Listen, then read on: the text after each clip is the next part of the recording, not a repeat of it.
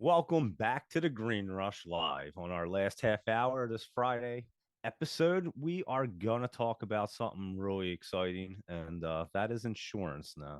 I know everyone gets excited about insurance, but this is actually pretty cool. PA, Pennsylvania, actually said they're talking about reimbursing people for their medical cannabis, which I think is awesome because we always talk about how cannabis is a medicinal purpose used for medicinal purposes, and and it costs a lot. I mean, especially in New Jersey where it costs an arm and a leg. And I know I'll tell you a quick story. My mom was actually one of the very first patients in New Jersey at the time. It was this where Curaleaf is.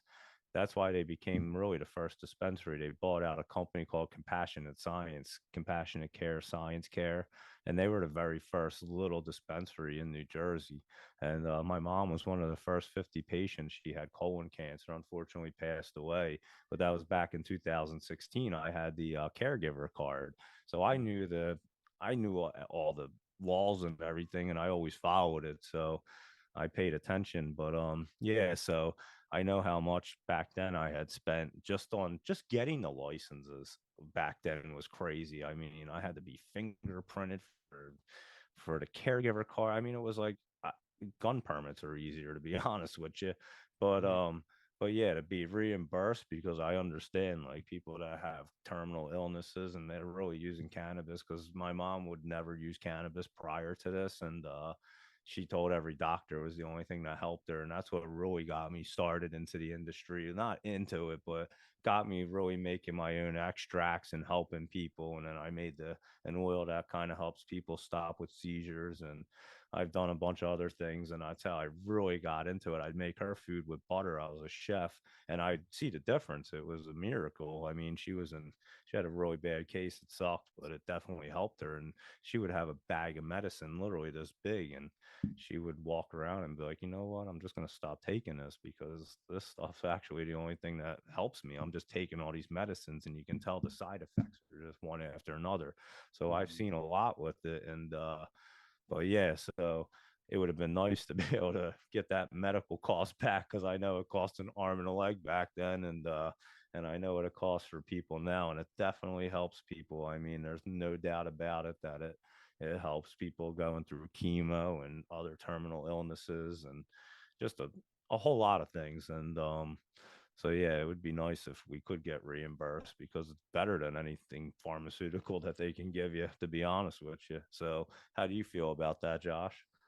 I think it's great. You know, it's I had surgery just over a year ago on my shoulder that I initially screwed up like in high school, and like 25 years later, I'm like, oh, that's what's wrong with it. And so going through that process, the doctors are like, this is where your rotator cuff is screwed up, but your bicep tendon needs to be chopped off, and this is normal, and that's not. And so I'm like, wait, why is the rotator cuff flare normal? And it's like, no matter what you do throughout your life, you're gonna just have a screwed up rotator cuff by the time you're 40. And I was like, oh, that's great, doc, thanks.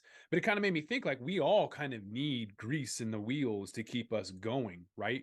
So it was great when I was, not self-employed, and I could go to a chiropractor and 18 times a year, and I could go get deep tissue massage 18 times a year, and another 18 times for acupuncture. And so now when I want to go, it's like I got to pay a massive deductible or something. I don't even know how much it is, 20 to $100 every time I go in. If if cannabis could be subsidized for me to help grease my wheels and help keep that endocannabinoid system flowing, that would be great, because it would probably make me healthier in a lot of other ways that would reduce the expense to these same insurance companies for diabetes, obesity, and all these other issues that American foods are causing. So depending on the game that they want to play, this would seem to make people healthier. But it almost, I mean, I'm not really optimistic in that terms. I think the FDA and everyone else puts stuff out to kill us. Death and taxes is all they care about. But to stay optimistic, I will say that, this is great to allow people to have cannabis to help themselves. And Jesus, man, like with how expensive everything is, like give us a break already. Like pay for my weed already. It would be incredible. And I mean, just like the elderly people, I mean, even if they just did it at a certain age, you feel bad. I mean, I feel bad for the elderly people, especially, they're not working, they're all on fixed incomes just about. And and, and most of them, it's crazy, but they started just like cutting people, which is a good thing. Don't get me wrong. But a lot of these elderly people are on pharmaceuticals and Oxycontins and painkillers out the wazoo. And then they just started cutting them off.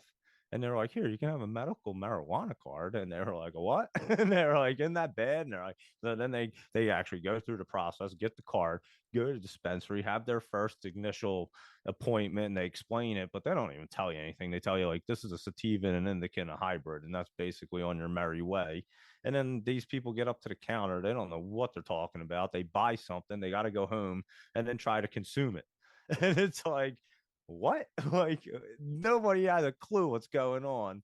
But yet it was fine to just hand them pharmaceutical pills and oxycontins and Yeah. knowing that they was killing these people. And then now you're going to charge them an arm and a leg to go get cannabis because you cut them off. And like these people are literally withdrawing. So they're like, all right, I guess I'm going to go get weed. I mean, what else am I going to do? And And yeah, that was happening all over the state. I know that. It was crazy.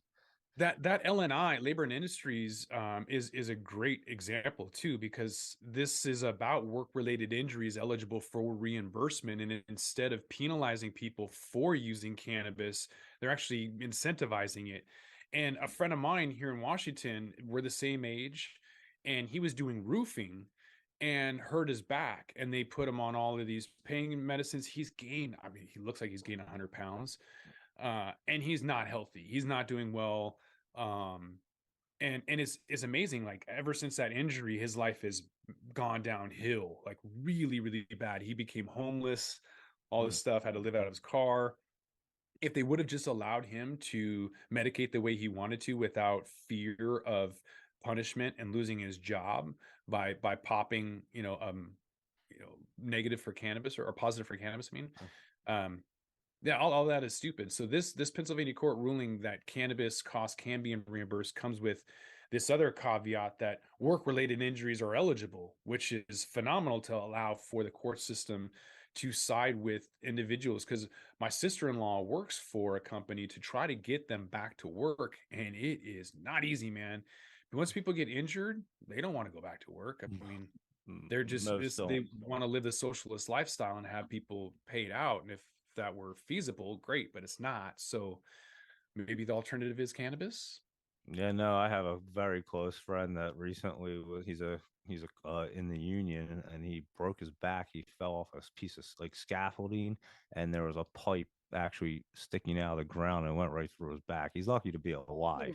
And they just jerked him around for 3 months. They wanted him to get a second opinion. They wanted them to get surgery. And then the day before he was going to schedule it, the insurance company called and said, "No, you got to go get a second appointment opinion. Like get over an hour away." So he goes and does that. And then the surgeon's on vacation. So he has to wait like an extra 3 months. So now everything's okayed.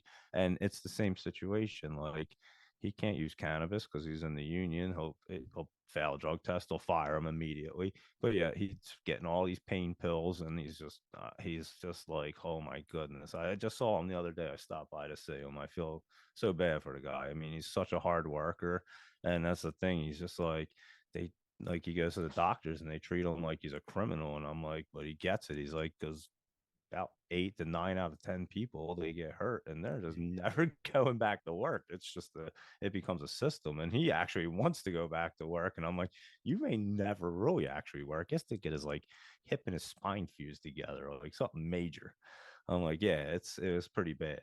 Like I said, he's lucky to be even alive. But yeah, like just something like that. So now he's pharmaceutical medicines and he can't use cannabis, and it's just a mess. Like I always want to just give him something and help him out, and it's like he can't take anything. So Well, it's what just if your cannabis wasn't good?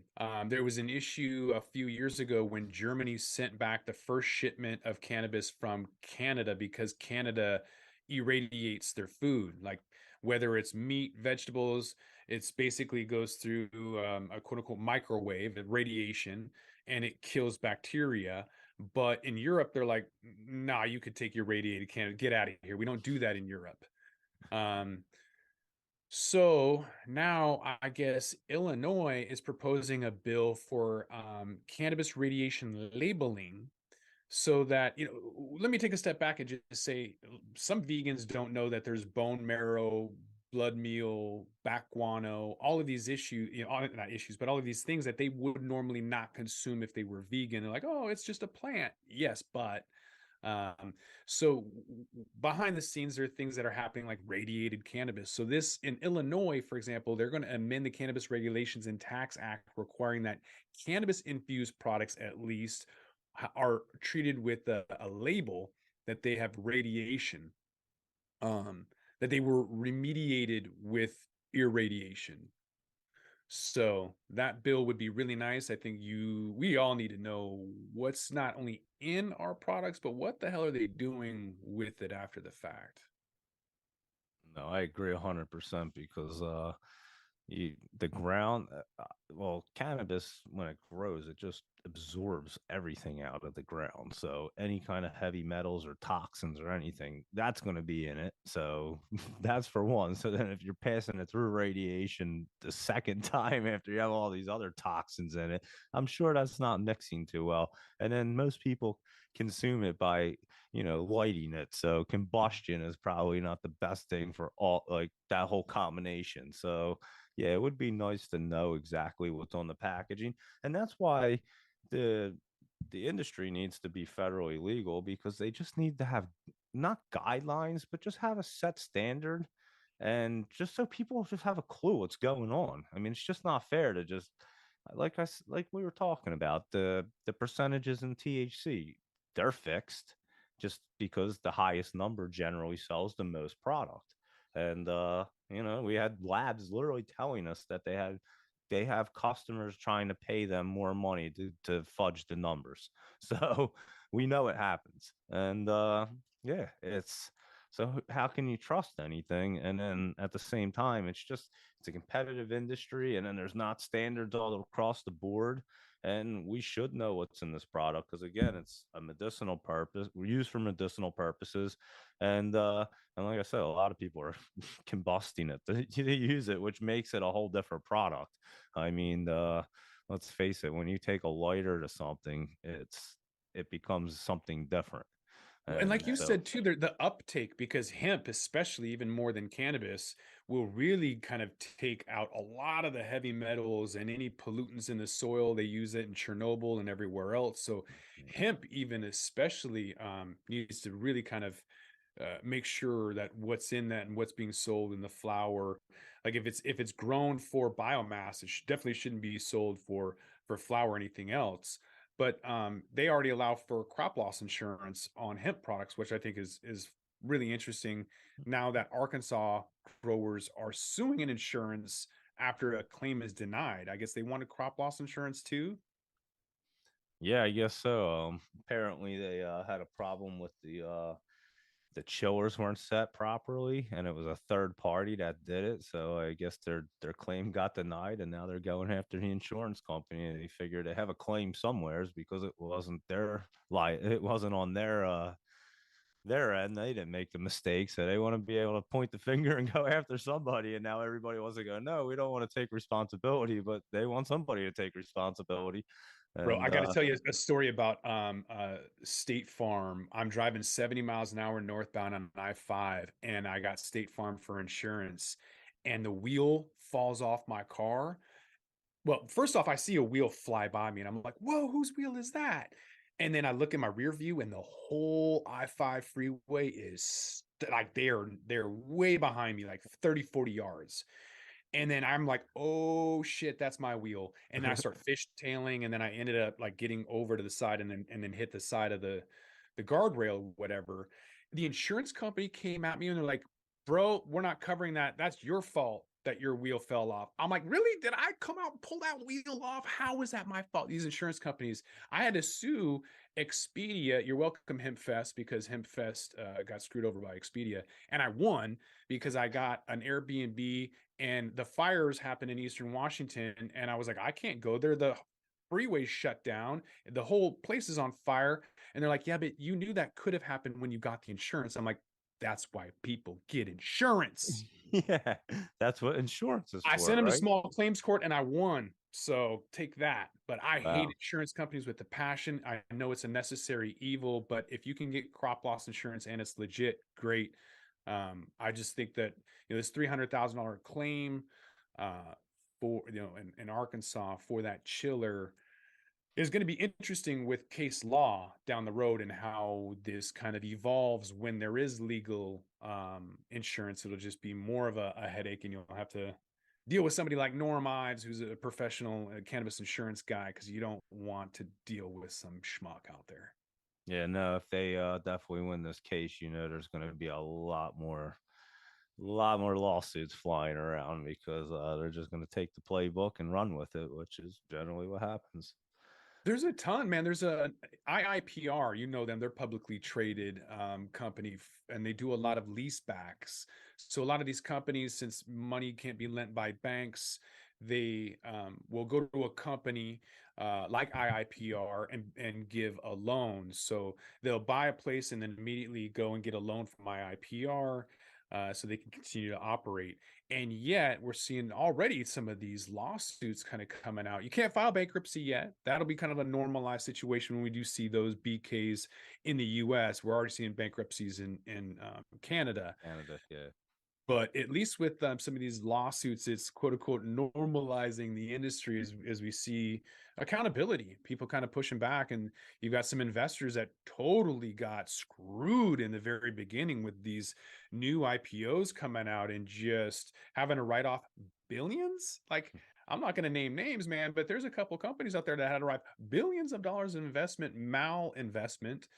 And so, yeah, you got the second lawsuit filed against Cannabis Real Estate Investment Trust called Innovative Properties because shareholders are accusing them of misleading investors about due diligence on some California-based companies. So, I mean, due diligence is number one, but I've seen it over and over in this Mm. industry. It's just not really a thing people do. And then when things go wrong, man, I've been saying it for years on my podcast on the Talking Hedge that lawsuits are going to be the new green rush. Yeah, they're going to be the big money maker, and they're going to put companies way out because there's going to be lawsuits no matter what. And once one attorney finds that loophole, they're all coming out of the woodwork every which way, and they're all going after everybody. So Yep. yeah, that's why this case is kind of interesting because it's going to open the floodgates if it goes through.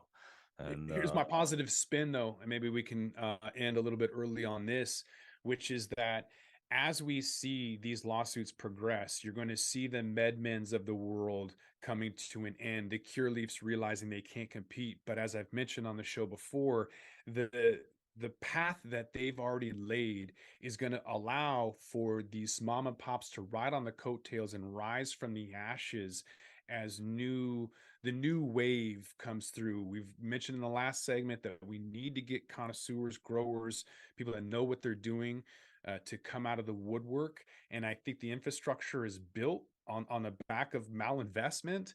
And so maybe with that, we can do this co-op model or farmers market model or some model that works. And in the end, I think that it's a positive, but we got to go through these hard times in order to get there. All of this normalization and everything, and seeing this crap that nobody wants from MSOs is going to provide these underground growers to kind of have an opportunity to come out and provide us with something that people actually want. So it's going to come with some patience, whatever, but I do think that there's optimism as that phoenix rises from the ashes eventually. Man, you needed the big money MSOs to kind of pave the way anyway, because it took a lot of money to break through lobbyists, this, that, and everything else. So I mean, they absolutely needed to be in place, but like I said earlier, I think they just scaled out too big, too fast, and didn't realize the logistics of the industry and really the laws and everything, the regulations that were going to hold them back. It wasn't really well thought out business wise. It was just like, well, how fast can we grow and how big? Who can be the biggest is going to win, and it's not always that way. Mm-hmm. And No doubt. unfortunately, I think companies are going to find out, and there's always ups and downs. I mean, the whole economy is about to hit a rut. So, I mean, of course, the cannabis industry is going to get smoked because it's one of them industries that's, it doesn't have real regulations and real banking and this and that, like we talk about. So, but as you said, there's going to be plenty of opportunity because the dust will settle and everybody will rise. So, that will be the time I think that you see incredible products being coming out. I think is the that next wave. I agree 100%. So as we see this consolidation, cannabis in general will probably be recession proof, although people are going to shift to like bottom shelf, not top shelf. So just like any other sin stock or whatever else, gambling, alcohol, tobacco, cannabis during times of economic trials will become even more popular as people try to just smoke their way into happiness. But it doesn't mean that those cannabis companies that are publicly traded are going to be immune to the absolute collapse of any equity company. Bank of America in 2008 became a 99-cent company from like 30 or $50 or whatever it was. Nobody is going to be immune to Deutsche Bank that has trillions of dollars in derivatives collapses. Nobody's going to be immune to that, but we can all smoke and party when the connoisseurs come out of the ashes eventually. That's the end story for me is that we will get finally that connoisseur cannabis quality that we've all been like craving, but it's not going to be for another couple of years when it's ubiquitous, when it's like everywhere instead of just this trash, this tourist weed that we see at all of the stores. Yeah, that's a good way to put it. Is tourist weed. I mean, it really is. And it used to be amazing to go out west to Colorado and dispensary hop. And I say the last few times I've gone, I haven't been impressed with much out there. And and yeah, you're in Seattle, I'm in New Jersey, and it's everywhere's in between. So it's the whole industry all the way across the board. It is. It's just, it's consolidating and then it'll blow up again. It's just the way the Mhm. markets work. Everything revolves that way. And that's economics at its finest. And we're about to watch it happen. And it's a new industry, but there will be plenty of opportunity to get in and make a fortune. So Yeah. just learn from others' mistakes. That's how you do it. You learn from what mistakes others made and you avoid them mistakes at all costs because they will happen again if you if you try to run a business the same way. And so yeah, Do you guys that's my see? take. Do you have a lot of drive-throughs for coffee shops? Like home of Starbucks here, we have a ton of mom and pop like drive-throughs. Like the little shack is just big enough for one barista or whatever. You guys have those?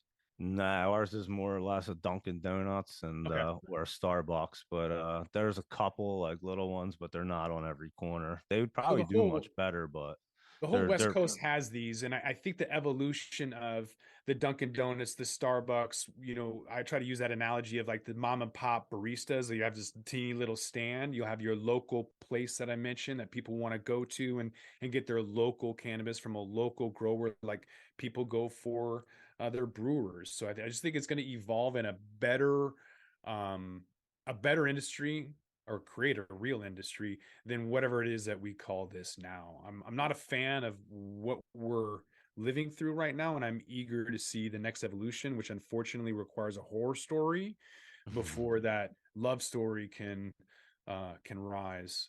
yeah, this is like that stepping stone before it can really take off to the next level. And it just happens to be one of them times where everything's just kind of pulling back. So, of Mhm. course, this is going to pull back really good, but it's going to, like we say, we're still going to be here in a few years when everything starts taking off again. So it's going to be good.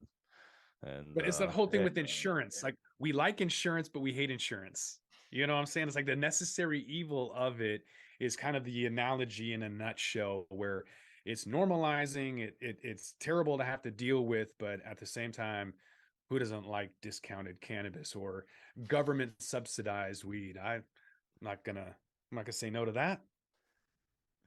that would be pretty fun if they would pay for it, but I won't expect anything. I won't look for it. And if it happens, I'll be really, really excited. Yeah. All right. Well, it is about 6 o'clock Eastern, which means we're wrapping this up. So until the next time, we are here every Friday, 4 to 6 live for the Green Rush Cannabis Business Podcast. So make sure to hit us up next week or anytime. Visit our YouTube, social media. We're 24/7 online, procannabismedia.com. Hit us up. But for Doug Miller and myself, Josh Kincaid, I think we're out of here. Dan, our invisible elf, says goodbye. Have a great weekend. And till the next week. See you guys. With that, we're going to roll this one up. I'm Josh Kincaid. This is The Talking Hedge. Don't forget to like, share, and subscribe, or don't, and I'm out. Don't forget to smash that like button on your way out and check out these other videos that we've got.